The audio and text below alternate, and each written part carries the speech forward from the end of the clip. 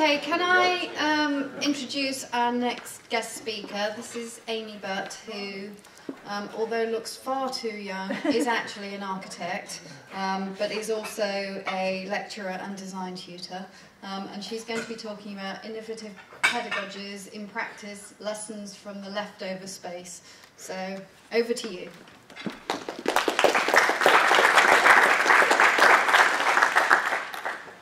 Thank you very much, and thank you so much for having me here today. It's already been an absolutely fascinating start to the conference, and while I think a couple of the elements of the second paper are a little over my head, it's certainly been enjoyable to have my knowledge expanded like this. So this afternoon I'm going to be talking about innovative pedagogies in practice, and particularly the opportunities presented from the space between primary functions. And it's a topic that's quite dear to my own heart, as my own design and architectural practice operates in a similar sort of interstitial and slightly overlapping fashion. So just to give you a bit more background about myself, I was project architect and associate director at BPR Architects for 6 years, working on the design and delivery of higher education projects. And as has been mentioned, I'm also involved on the other side of the briefing table as a lecturer in architecture at Brighton and Newcastle universities. So I'm testing out the existing spaces of higher education with the next generation of architects. I'm also a founding member of an architecture collective called Involve, and we work with institutions like the RIBA and Tate Britain, engaging students and young people in advocacy projects to help them discuss the future of the spaces that they would like to be involved in.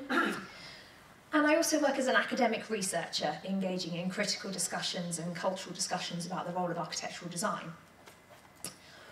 All of which feeds into my role as an independent client advisor for HE and cultural institutes. And this overlap of perspectives allows me to address some of the intrinsic and complex challenges of the HE sector as an intersection of economic, aesthetic, academic, cultural and institutional challenges. So over this session, I'll be looking at how these unique challenges were met in 3 case studies, which I'll be drawing on the work that I did with BPR Architects at Middlesex University in North London.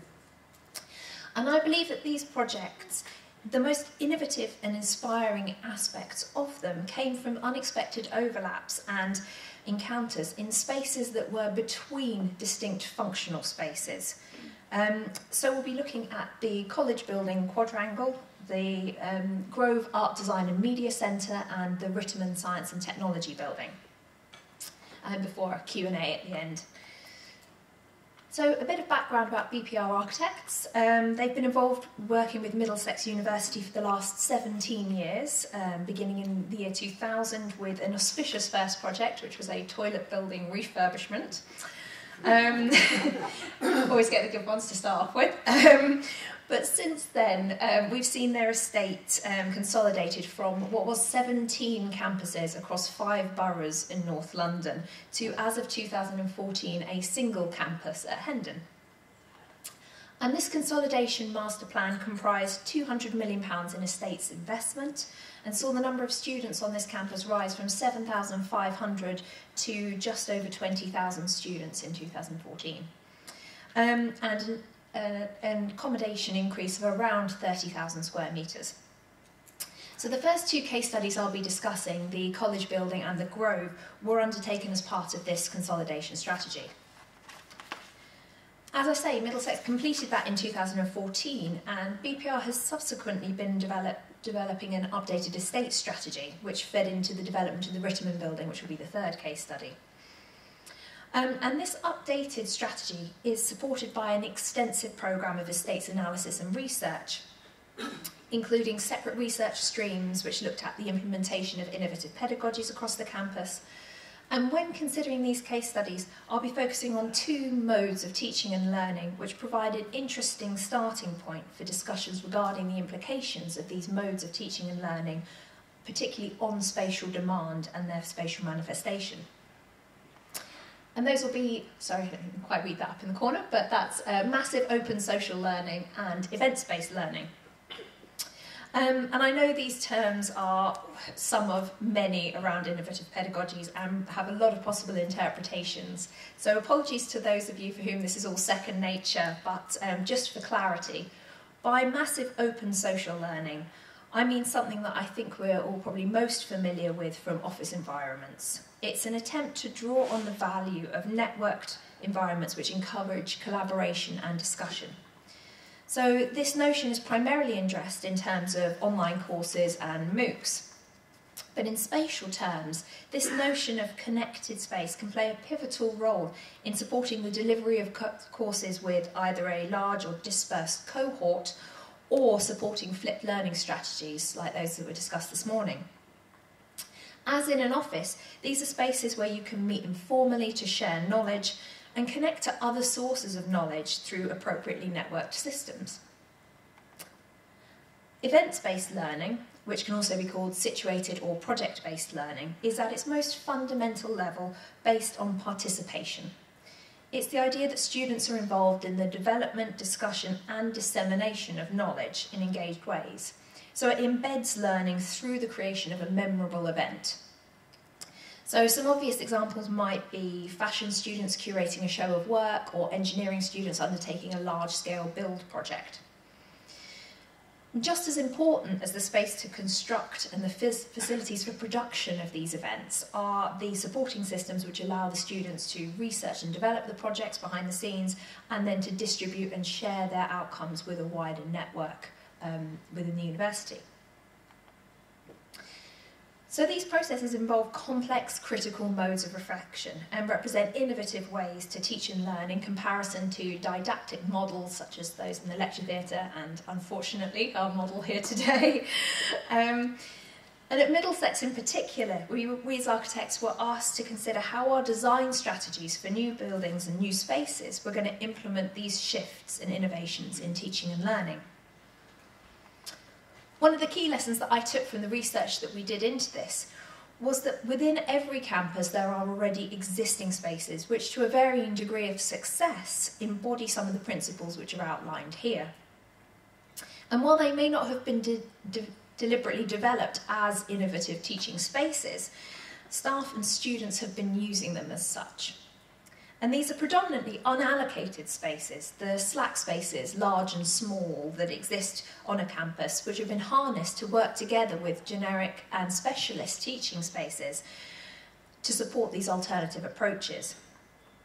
And one of the slack spaces that we've been reconsidering in particular as an innovative pedagogical space in Middlesex University was the college building.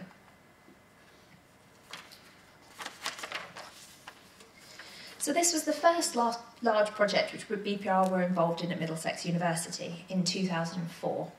And at the time, the Hendon campus was seen as one of the university's less desirable estates, compared to the historic Trent Park campus, which is the one pictured here, and a proposed new campus in East London.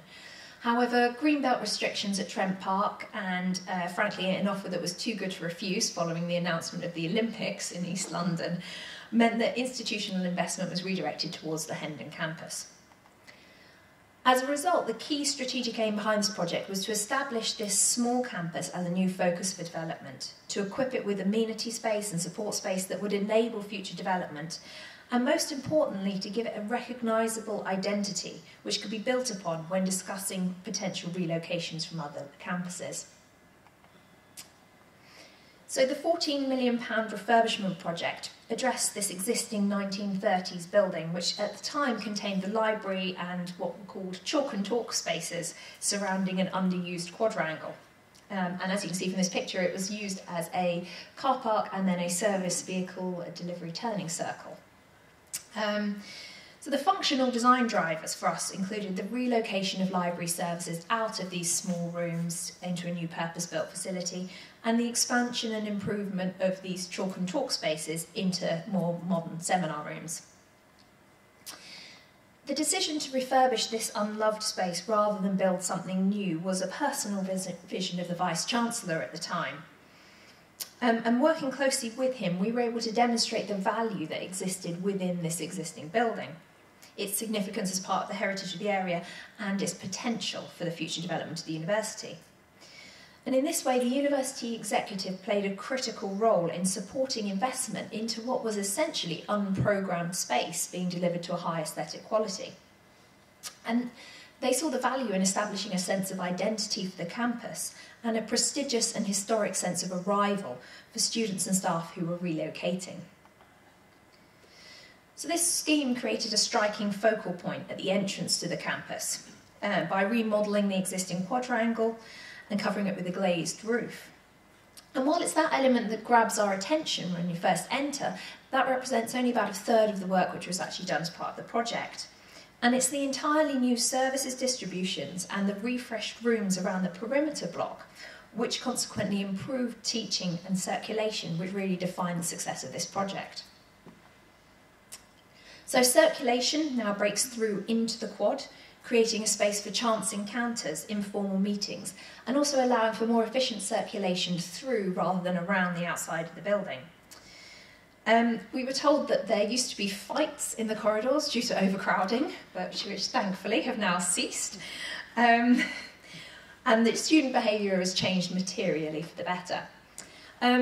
I must acknowledge, however, that the seminar spaces and the lecture theatre refurbishments which were done as part of this project were not innovative at the time, either in terms of spatial configuration or in terms of their IT and AV provision, other than the installation of cameras which have subsequently aided in lecture capture. And in fact, the lecture theatre at the time was designed with a removable raked floor so that it could be subdivided up into seminar rooms, because it wasn't envisaged that the lecture format would survive the era of the MOOCs. So in terms of the innovative pedagogies we're discussing here, the leftover quadrangle space between these strictly functional and timetabled spaces supported far more innovative approaches to teaching and learning. And this open plan space supports the provision of networked learning within the wider university by providing a semi-formal space for meetings between staff and students and across discipline boundaries. But initially, staff and students skirted around the edges of this formal space. They were uncertain as to their appropriate modes of conduct. But once a new cohort of students arrived who were able to take ownership of it as part of their university, this reticence vanished. It often surprises me how this large open plan space, which can be packed and noisy at peak hours, is still a favoured setting for staff meetings. And you might just be able to spot in the top right hand corner there's some people trying to have a meeting while the Welcome Week events are in full swing. I think it's because the formality of this grand architectural setting is coupled with an informality of seating that allows it to function as a bit of an in-between space. It's grandiose enough to reinforce a kind of sense of identity for visitors, but it's noisy and busy enough for students to feel welcomed and not intimidated. And as you can imagine, this open plan space has been used for numerous events, including Welcome Week, fairs, open days, music recitals, graduation events, lectures, dinners and awards ceremonies, fashion and art shows, and the inauguration of the new VC. All of these events are supported by programmable lighting, which allows the atmosphere of the space to shift to support different uses. However, its very function as a front-of-house space has to some extent limited these to high-level organised events. So while it is open plan and notionally open access, its formality and prominence have imbued it with certain norms of behaviour which prevent students from establishing their own events-based learning in this space. As framework architects, we've been involved in the inevitable reconfigurations and developments of this space over the decades since the completion of the project. And while there have been several minor changes, one which is most critical to support new developments of teaching and learning has been the vast increase in the number of power sockets and USB points throughout this space. So originally we installed these only to the perimeter of the quadrangle, and we've subsequently installed them to high-level decks which project out into the centre of the space. But I think this is a careful balance that needs to be tread, because flooding the space with these power sockets can indicate that it's a formal study area rather than a space for informal meetings, and it can discourage the kind of use at the moment which we see where staff are looking for somewhere to come away from their laptop to have a casual chat with a student. And it also, with the fixed furniture, effectively tethers the desks in place. And it prevents the kind of dragging together of chairs to create a larger group and the kind of flexibility which was being discussed this morning. Similarly, over the last 10 years, the traditional seminar spaces have been identified as a possible site for innovation. However, in discussions with staff and students, we've identified that it's a variety of space which is most critical to supporting these different learning environments. So we've maintained these traditional format spaces, albeit augmented with slightly more updated AV equipment and kit. And this decision to maintain the existing traditional seminar spaces was borne out in the estates analysis that we undertook in 2016, which identified these traditional seminar and lecture spaces as having some of the highest rates of occupation and utilisation across the campus.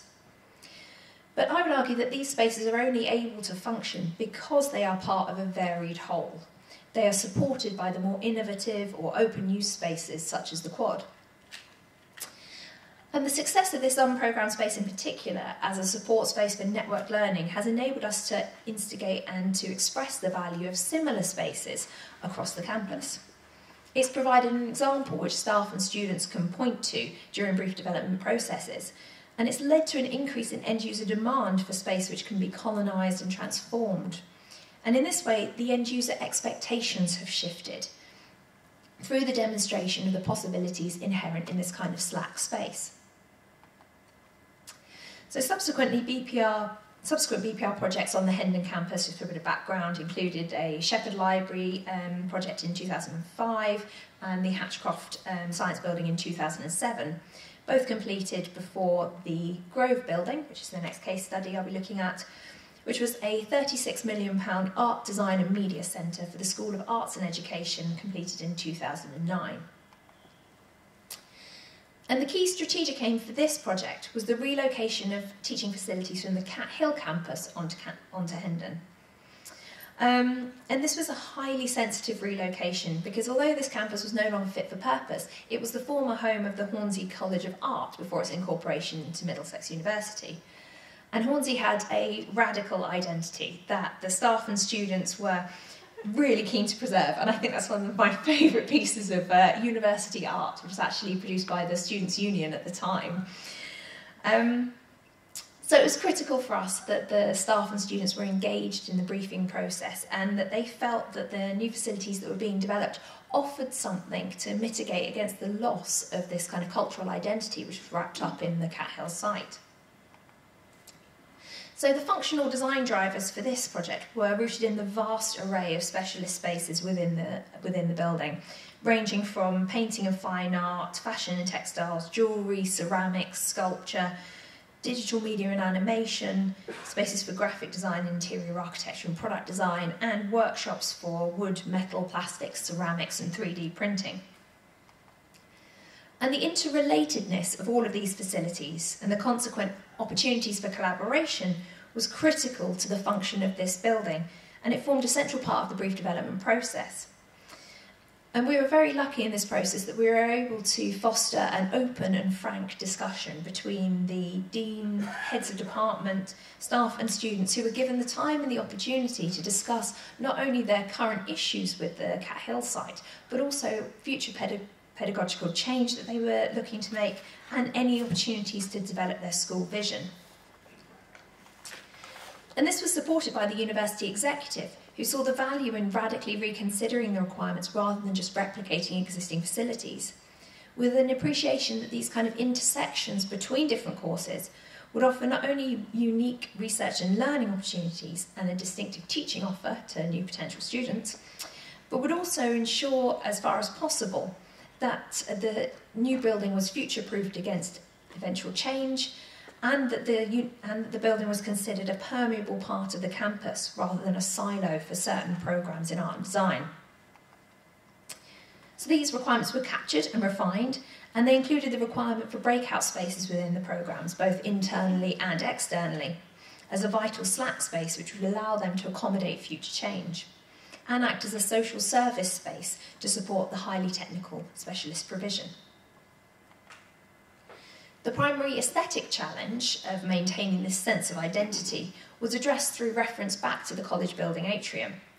But it was considered imperative that this was not a formal space, but a space which supported reconfiguration and occupation that could be transformed by installations and facilitate different uses such as art exhibitions and fashion shows.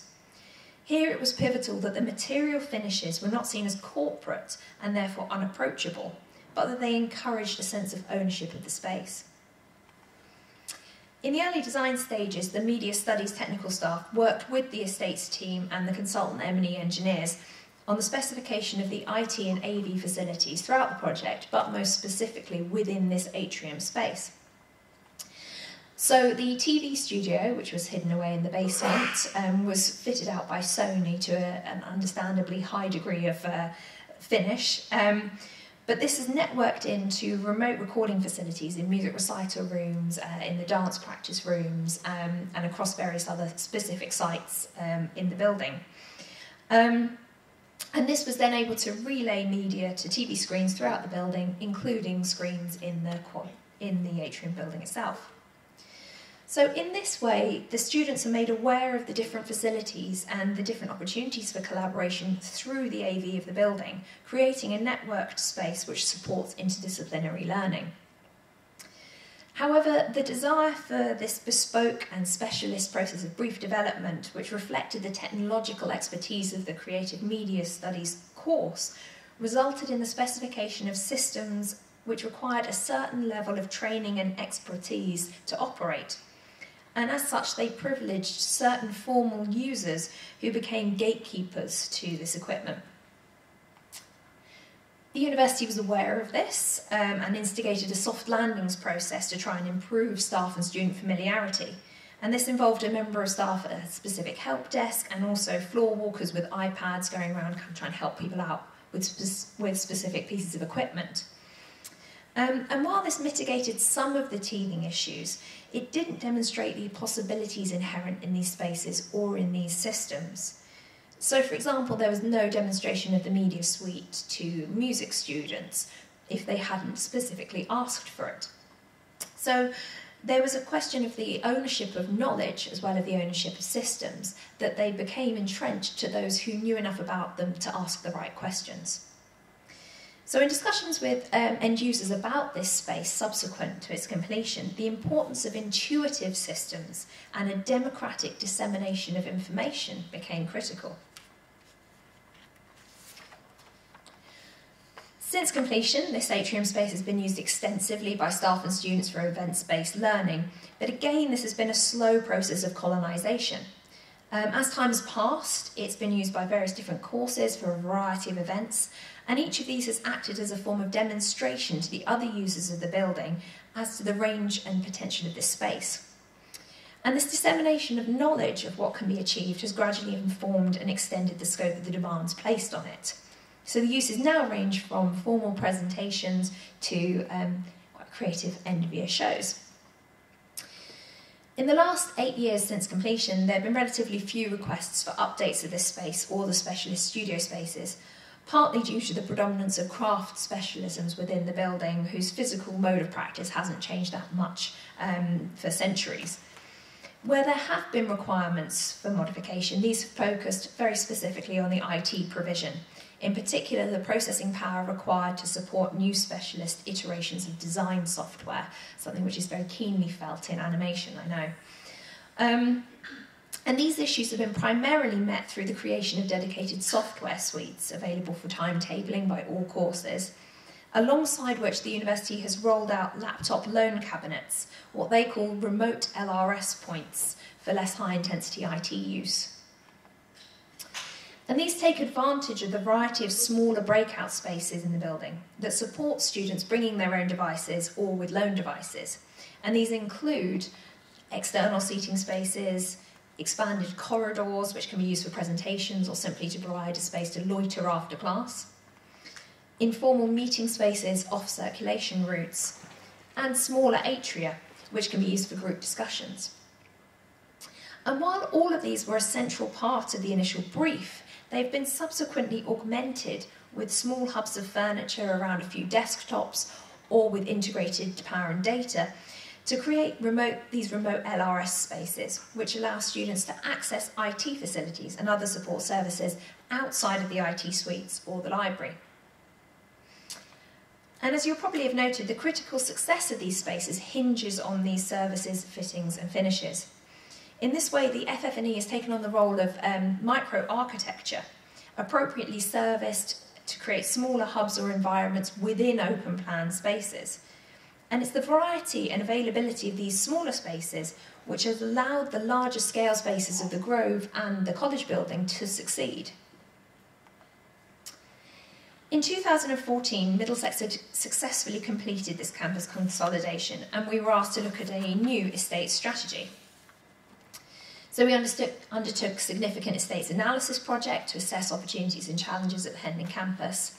And the Ritterman building was the first new build project under this new strategy, completed in early August 2016, and for which I was the project architect and novated architect. It's a £13 million new building, 18 million including all IT, FF&E, AV and landscaping costs. And it houses staff and students from two distinctly different university faculties, the Faculty of Arts and the Creative Industries and the Faculty of Science and Technology, providing 3,300 square metres of new teaching space. The campus was officially considered to be at capacity, so the strategic aim for this building was that it both acts as a new facility, but also as the first vacant piece in a shuffling relocation strategy, where decanting of one zone would allow us to get in and refurbish that, and so on and so forth. So in this iteration, the Ritterman houses Science and Technology, which is in green, but also a dance studio, which is the red section, interior architectural design in yellow, and art in blue. All of which were in spaces which are currently no longer fit for purpose, vacating them, allowing them to be refurbished. With this in mind, the building is designed to be highly adaptable. And this adaptability ranges from small changes which can be made in a few moments to larger changes which might require significant building works. So the concrete structural frame was designed with good floor-to-ceiling heights to allow for the future provision of additional air handling or AV equipment if the use of the room should change. And it incorporates additional transfer beams which also allow for the removal of certain sections of the floor to create double height spaces should the requirements for dance, for example, expand. We used a standardised structural grid layout which has allowed the Faculty of Science and Technology to create lab hubs around central cores with bridges linking to them, but would function equally well as a series of more traditional seminar-style teaching spaces in the future should that be required. During the estates analysis, we were also commissioned to take on a separate research project looking into innovative pedagogies, which was developed with the University Estates team. So alongside the strategic aim of this building, which was to facilitate subsequent phases of renovation, the primary functional aim was the incorporation of specialist teaching facilities in a way which brings together these different courses and disciplines to share ideas about ways of teaching and learning and create opportunities for cross-collaboration. The aim was that the building would specifically work to encourage massive open social learning by engaging a wider dispersed cohort of disparate courses both on campus and online, and that it would also provide spaces for events-based learning to share design project work in progress. And this drive for pedagogical innovation was supported not only by the university executive who commissioned the report, but also by the primary end-user group, the Faculty of Science and Technology, who were keen to reflect their innovative subject focus in both the built fabric and the teaching and learning in the building. This had an interesting impact on the AV provision, as the science and technology staff were initially resistant to having the university standard AV teaching walls installed as part of their hub spaces.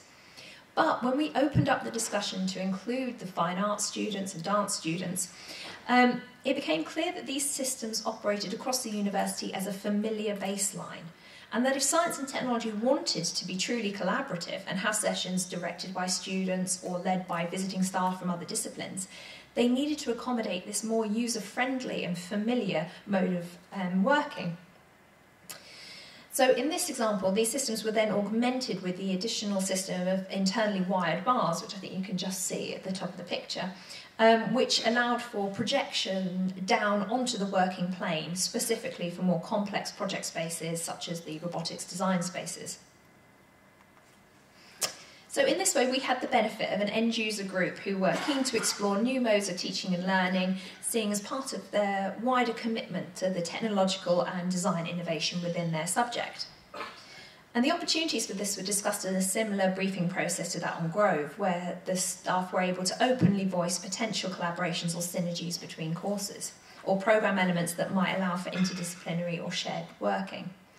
And some small examples of this intertwining found its way into the building.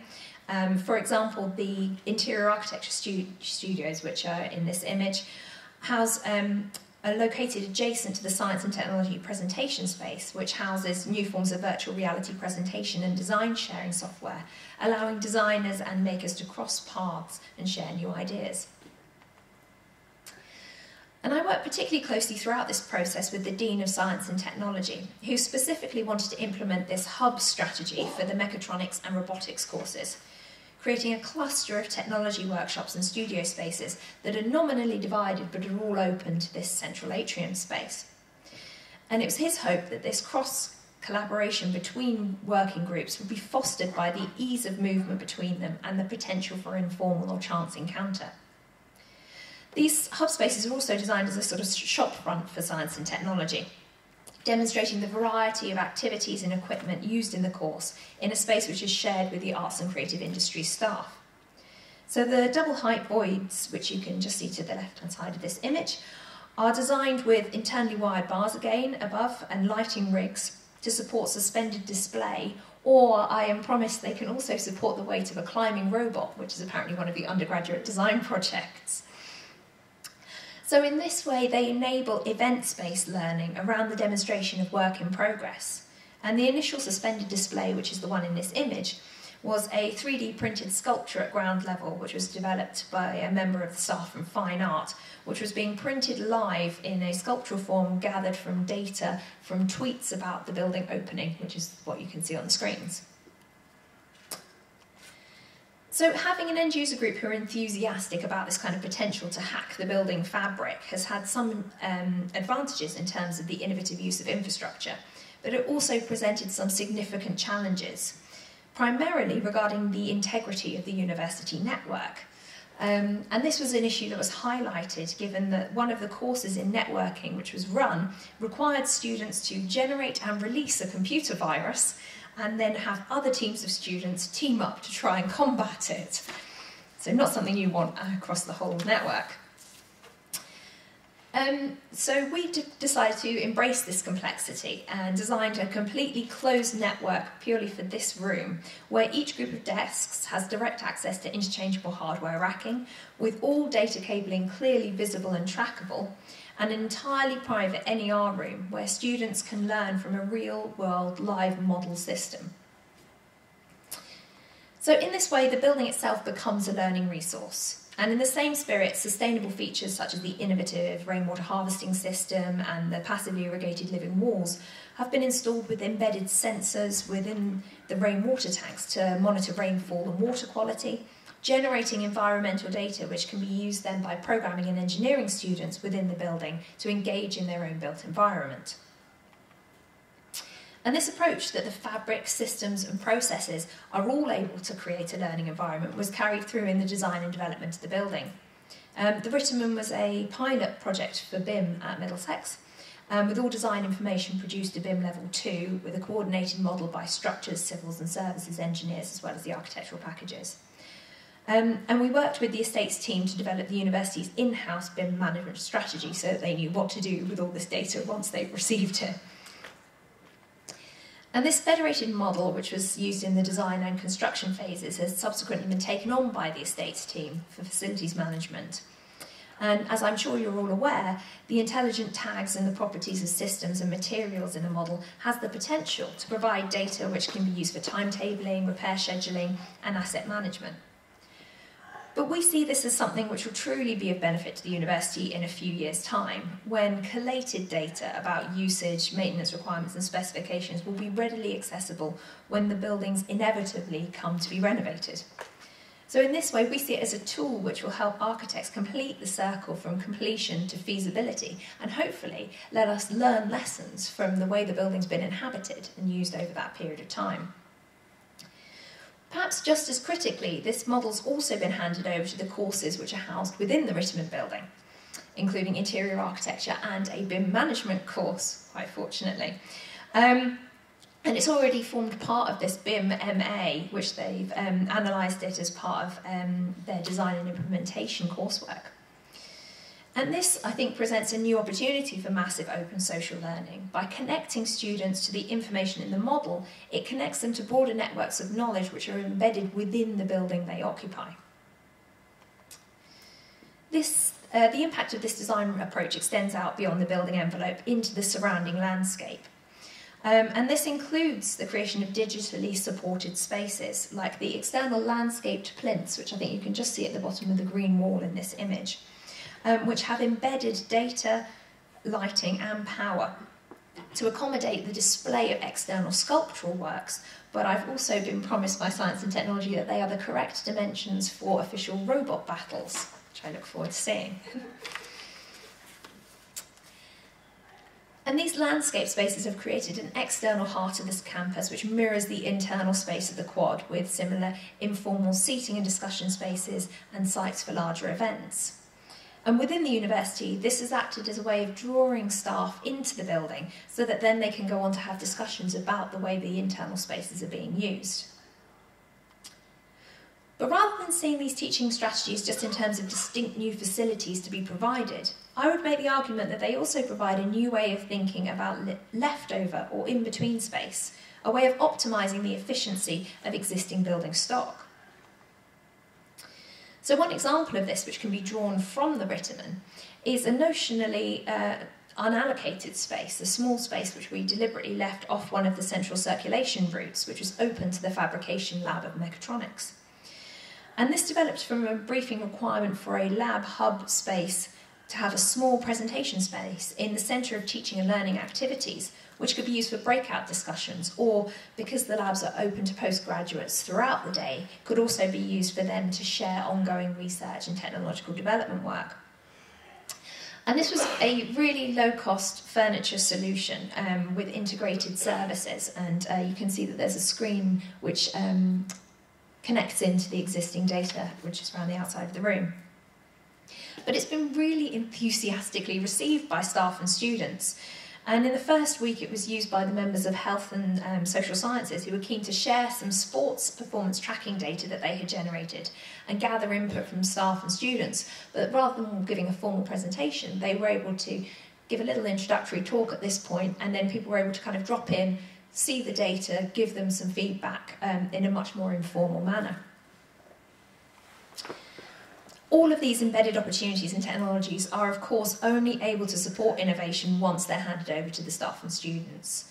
So we've worked really hard to avoid the complex systems of the Grove project, which entrenched operational control to certain knowledge groups, as well as avoiding the formal atmosphere of the college building, which inhibited students' willingness or ability to take agency and ownership over the space. Rather, through conversations with staff and students, we've specified open systems and products which, while they might not be as operationally slick as their sealed box alternatives, are able to hand over control to these highly innovative and technologically minded people as and when they're willing to take it. We also maintained an ongoing dialogue with staff and students who would be taking on the building throughout the build process, with design and construction update talks and site visits. And I'm delighted to say that the building was handed over on time in early August, which allowed time for a thorough in-house AV fit-out and snagging process, and also gave adequate time for staff and students to familiarise themselves with the building before teaching began. We produced alongside this a pocket user guide, which was developed with the end-user staff and launched at the building handover. And the aim of this document is that it operates as a formal handover of control of the building to its staff, providing them with all of the critical systems information they require to operate, and most significantly to take ownership of this building and its integrated systems. And it's written as much for the fine art and dance students as it is for the science and technology students, appraising them of opportunities which they may not have otherwise been aware of, and ensuring that after the staff and students we work so closely with have moved on, that the awareness of the breadth of possibility of this building is maintained. So just to flick through a couple of pages, we did our best not to shy away from a precise description of the systems and processes which have been installed. But equally, we framed each section in terms of the opportunities that this might offer to creative staff and students, acknowledging that the most innovative uses will be the ones that we haven't even thought of yet. And this sense of ownership has been reflected in the responses from staff and students since the building opened.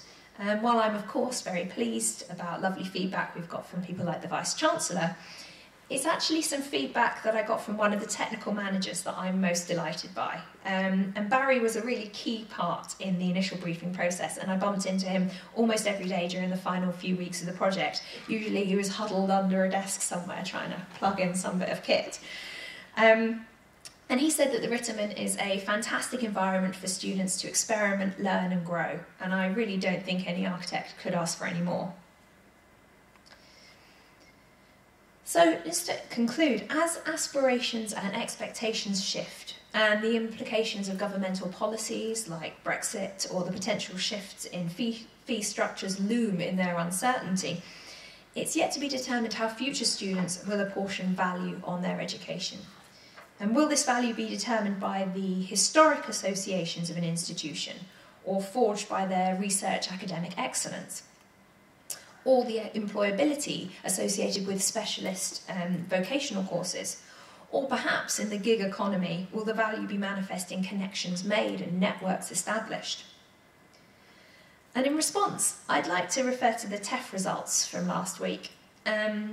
And while I have no doubt that the debate regarding the suitability of the metrics which were employed and the value of assessing in that kind of way at all will continue to rumble on, I'm also certain that astute students who see their university education as one of the biggest investments they will ever make will seize upon this new information available as they come to make their decisions.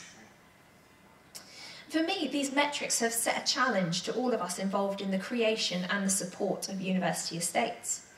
They ask how the built environment of the university can effectively contribute to creating a high-quality learning environment that, to quote, supports independent study and research and creates linkages between teaching and scholarship, research and professional practice.